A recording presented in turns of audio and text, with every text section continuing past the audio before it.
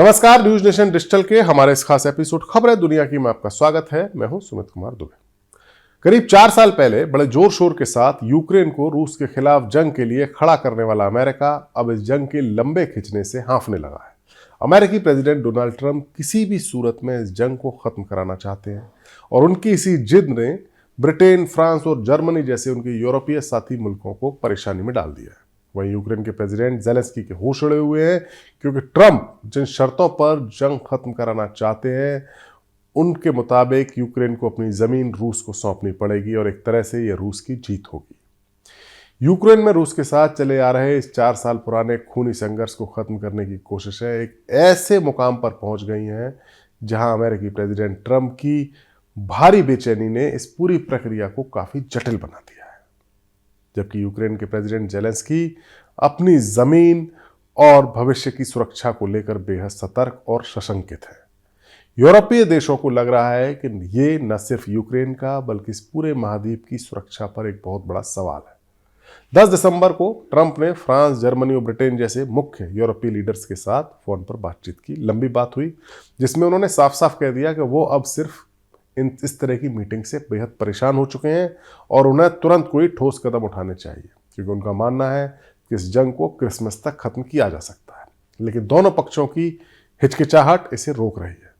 White house की press सचिव Karoline Leavitt ने कहा कि ट्रंप दोनों तरफ से बेहद नाराज है, क्योंकि रूस ने तो उनके प्रस्ताव को मान लिया है लेकिन ज़ेलेंस्की अभी तक इसे गौर से पढ़ा भी ज़ेलेंस्की ने नहीं, ऐसा ट्रंप भी कह चुके हैं। जबकि ज़ेलेंस्की के सलाहकार इसको पसंद भी कर रहे हैं। ये बयान यूक्रेन की राजधानी कीव के लिए आया है, जहां ज़ेलेंस्की ने उसी दिन कहा था कि अमेरिकी योजना में यूक्रेन को डोनबास इलाके से अपनी फौज पीछे हटानी होगी, लेकिन रूस को अपने कब्जे वाली जमीन छोड़ देनी नहीं होगी, जो उनके लिए बिल्कुल भी एक्सेप्टेबल नहीं है। इसी बीच यूरोपीय लीडर्स ने एक वर्चुअल मीटिंग की और ट्रंप के 28 सूत्री प्लान का जवाब देने के लिए 20 सूत्रीय प्लान का एक प्रस्ताव पास किया या तैयार किया। ये बताता है कि शांति की राह में रुकावटें कितनी ज्यादा है। ट्रंप की जल्दबाजी का अंदाजा इस बात से लगाया जा सकता है कि पिछले महीने ही उन्होंने अपने विशेष दूत स्टीव विटकॉफ और अपने दामाद जेरेड कुशनर के जरिए रूस और यूक्रेन दोनों के बीच में एक शटल डिप्लोमेसी चलाई थी, या अभी भी चला रहे हैं। यानी पहले यूक्रेन में जाकर बात करो या यूक्रेन के राष्ट्रपति से बात करो, फिर मॉस्को जाकर पुतिन से बात करो। लेकिन अब ट्रंप को लग रहा है कि यूरोपीय देशों की बीच बचाव वाली भूमिका की प्रक्रिया उसको धीमा कर रही है। ट्रंप का कहना है कि रूस इस वक्त अपर हैंड रखता है युद्ध में, रूस जीत रहा है, क्योंकि उसने डोनेस्क और सिवर्स जैसे इलाके अपने कब्जे में ले लिए, उनको मजबूत किया है। यूक्रेन को अब रियलिस्टिक होकर सोचना चाहिए, मतलब कुछ जमीन छोड़कर समझौता कर लेना चाहिए। ट्रंप का जो 28 सूत्रीय प्लान था उसमें उसके मुताबिक डोनबास में एक फ्री इकोनॉमिक जोन बनाने की बात थी, जहां न तो यूक्रेन की फौज रहेगी न रूस की फौज रहेगी, लेकिन जापोरिजिया न्यूक्लियर प्लांट उसका मैनेजमेंट ज्वाइंटली किया जाएगा। यह न्यूक्लियर प्लांट यूक्रेन का है, जो यूरोप का सबसे बड़ा न्यूक्लियर प्लांट है, जहां यूरोप में सबसे ज़्यादा बिजली उत्पादन किया जाता है। उसको भी ट्रंप अब यूक्रेन से कह रहे हैं कि उसको भी रूस के साथ बांटा जाए, और रूस को खार्किव, सूमी और डिनिप्रो जैसे जो इलाके हैं वहां से रूस की फौज थोड़ी थोड़ी मात्रा में पीछे हटेगी। ट्रंप ने कहा है कि वो थैंक्सगिविंग से पहले डेडलाइन सेट कर चुके थे, जो बीत गई, और अब क्रिसमस तक कोई आउटलाइन तैयार होना चाहिए, वरना अमेरिका की मदद में कटौती हो सकती है। अमेरिका की मदद के बिना यूक्रेन कितना लड़ पाएगा, ये भी अपने आप में एक सवाल है। लेकिन ये जल्दबाजी यूक्रेन के लिए दबाव बना रही है, क्योंकि ज़ेलेंस्की को लगता है कि ट्रंप का फोकस अब अमेरिका के इंटरेस्ट पर है, न कि यूक्रेन की संप्रभुता पर, यूक्रेन को बचाने पर। ट्रंप ने यहां तक कह दिया है कि वो यूरोपीय लीडर्स को कमजोर बता रहे हैं, जो प्रवासियों और आंतरिक कलह से जूझे हुए हैं। नेटो को ट्रंप फ्रीलोडर बता रहे हैं, जिससे यूरोप की टेंशन बहुत ज्यादा बढ़ गई है। ज़ेलेंस्की की परेशानी अब अपने चरम पर है, क्योंकि ना सिर्फ वो रूसी हमलों से जूझ रहे हैं बल्कि ट्रंप के दबाव से भी उनको जूझना पड़ रहा है। 11 दिसंबर को कीव में उन्होंने कहा कि अमेरिकी योजना में डोनबास के उस हिस्से को भी छोड़ना पड़ रहा है जो अभी तक यूक्रेन के पास है, लेकिन रूस को अपने कब्जे वाले 20% जमीन जो यूक्रेन की उसने कब्जाई है उस पर कोई सवाल नहीं उठ रहा है, जो संविधान और नैतिक रूप से अस्वीकार्य है।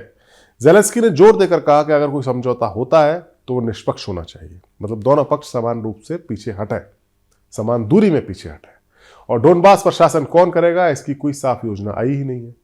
ज़ेलेंस्की चिंतित है कि यह जोन रूस के लिए घुसपैठ का बहाना बन सकता है, जिससे छिपे हुए सैनिक भेजकर वो उस पर कब्जा भी कर सकता है। ज़ेलेंस्की ने अमेरिका से अपील की है कि वो रूस से सीधी बात करें और डोनबास में एक संयुक्त सेना रखने का प्रस्ताव रखें। ताकि कोई पक्ष मजबूत महसूस ना करे और कोई पक्ष कमज़ोर महसूस ना करे। इसके अलावा चुनावों की बात पर भी वो अड़े हुए हैं।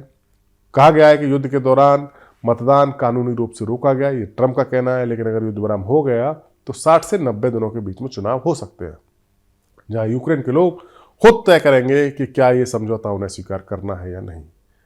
ज़ेलेंस्की को लगता है कि ट्रंप का प्लान रूस को इनाम दे रहा है, क्योंकि रूस ने इस साल 46,000 से ज़्यादा ड्रोन हमले किए और मिसाइलें दागी, और चीन से रूस को कल पुर्जे मिल रहे हैं जिससे कि वो अपनी वॉर मशीन को चला रहा है। यूक्रेन की अर्थव्यवस्था तबाह हो चुकी है, लाखों लोग बेघर हैं और सैनिकों की कमी है। वहीं यूरोपीय देशों को भी डर इस बात का है, उनकी घबराहट है, क्योंकि उन्हें लगता है कि ट्रंप की नीति न सिर्फ यूक्रेन को कमजोर करेगी बल्कि पूरे यूरो अटलांटिक इलाके की सुरक्षा को खतरे में डालेगी। 11 दिसंबर को जर्मनी के चांसलर फ्रेडरिक मर्ज, ब्रिटेन के पीएम कीर स्टारमर और फ्रांस के प्रेसिडेंट इमैनुअल मैक्रों ने ज़ेलेंस्की के साथ वीडियो कॉन्फ्रेंस पर बात भी की, जहां उन्होंने कहा कि यूक्रेन और यूरोप के लिए ये बेहद महत्वपूर्ण वक्त है। यूरोपीय संघ की अध्यक्ष उर्सुला वॉन डेर लेयन का कहना था कि अगला हफ्ता ये फैसला करेगा कि शांति आएगी या क्या होगा, क्योंकि शांति न सिर्फ न्यायपूर्ण होनी चाहिए बल्कि परमानेंट भी होनी चाहिए, ताकि भविष्य में कोई नया युद्ध ना हो। नेटो के महासचिव मार्क रूटे ने चेतावनी दी है कि रूस यूक्रेन के बाद यूरोप को निशाना बना सकता है, इसीलिए सहयोगी देशों को रक्षा का खर्च बढ़ाना होगा। यूरोप ने ट्रंप के प्लान के जवाब में जो 20 पॉइंट वाला प्लान बनाया है, उसमें नेटो के विस्तार पर रोक को हटाने, 2027 तक यूक्रेन को यूरोपीय संघ में शामिल करने और जो रूस की संपत्तियों को जब्त किया गया है, फ्रीज किया गया है, जो तकरीबन 210 अरब यूरो की कीमत है, उसको यूक्रेन में रिकंस्ट्रक्शन के लिए इस्तेमाल करने की बात है। लेकिन ट्रंप यूरोप को दरकिनार रखना चाहते हैं, क्योंकि उनका मानना है कि यूरोप तो खुद को वैसे ही नष्ट कर रहा है। इसलिए यूरोपीय नेता बर्लिन में वीकेंड मीटिंग बुलाने की योजना बना रहे हैं, ताकि अमेरिका के दूतों को इसमें शामिल किया जा सके और अमेरिका से बात की जा सके। शांति की बातचीत में जो मुख्य रुकावट है, जो सबसे बड़ी प्रॉब्लम है, वो क्षेत्रीय मुद्दों से जुड़ी है, जो आसानी से सुलझती हुई नजर भी नहीं आ रही। सबसे बड़ी समस्या डोनबास इलाके की है, जहां रूस डोनेस्क और लुहांस्क दोनों पर कब्जा रखना चाहता है। डोनबास इलाका यूक्रेन का पूर्वी इलाका है, जहां दो हिस्से हैं, डोनेस्क और लुहांस्क। डोनेस्क और लुहांस्क के एक बड़े हिस्से पर उसका ऑलरेडी कब्जा है, लेकिन वो चाहता है कि और आगे की जमीन भी उसको मिले। जापोरिजिया जो न्यूक्लियर प्लांट है, उसका मैनेजमेंट वो चाहता है, जहां रूस का दावा है कि यूक्रेन हमला कर सकता है। ज़ेलेंस्की ने कहा है कि अगर डोनबास उसे छोड़ना है तो जनमत संग्रह से तय होना चाहिए, लेकिन रूस की सेना अभी भी मजबूत है और स्विर्स्क जैसे शहर पर कब्जे की बातचीत, जो कब्जा हो रहा है, उससे बातचीत और कमजोर हो रही है। ट्रंप के दूत विटकॉफ रूस और यूक्रेन के बीच मीडिएशन कर रहे हैं, लेकिन यूरोप को लगता है कि अमेरिका रूस के ज्यादा करीब जा रहा है, क्योंकि ट्रंप को अब एनर्जी डील और जो रेयर अर्थ मिनरल्स हैं उसके लिए रूस की दोस्ती की दरकार है।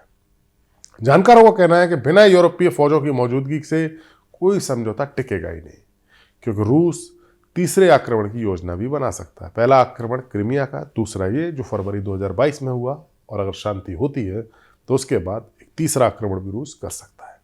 फिलहाल 11 दिसंबर को 30 से ज्यादा सहयोगी देशों की बैठक में ज़ेलेंस्की ने अमेरिकी दूतों जैसे मार्को रूबियो और पीट हेगसेथ से सुरक्षा की गारंटी पर बात की और रशियन अटैक्स पर पाबंदियों को और कड़ा करने का फैसला भी हुआ। लेकिन ट्रंप ने कहा कि बिना समझौते की, बिना किसी प्रोग्रेस के कोई इम्प्रॉम्प्टू समिट नहीं होगी, यानी पहले आप राजीनामे के लिए, युद्ध विराम के लिए तैयार हो जाइए, उसके बाद बातचीत करिए, और युद्ध विराम के लिए तैयार हुई उन शर्तों पर जो ट्रंप ने पैदा की है, ट्रंप ने बनाया है, जो शांति का प्लान, जिसमें ज़ेलेंस्की को अपनी जमीन छोड़नी है। ज़ेलेंस्की को उम्मीद है कि यूरोप की एकजुटता ट्रंप को मनाने में कामयाब हो सकती है, लेकिन यूरोपीय लीडर चिंतित है कि अगर अमेरिका पीछे हटा तो नाटो ही कमजोर पड़ जाएगा। क्या क्रिसमस तक कोई ब्रेक थ्रू होगा या युद्ध लंबा खिंचेगा, ये सवाल पूरी दुनिया के सामने है। ट्रंप की जिद है कि क्रिसमस तक कोई ब्रेक थ्रू आए, लेकिन ऐसा लगता नहीं है। हमारा वीडियो आपको कैसा लगा, कमेंट सेक्शन में जाइए और अपनी राय हमें जरूर दीजिए। नमस्कार।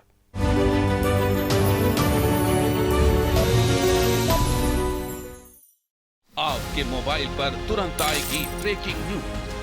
स्क्रीन पर सबसे पहले दिखेगी बड़ी खबर, देश दुनिया की हर खबर एक जगह। अब आपके मोबाइल पर तुरंत फटाफट इंस्टॉल कीजिए न्यूज़ नेशन ऐप और रखिए खुद को अपडेट।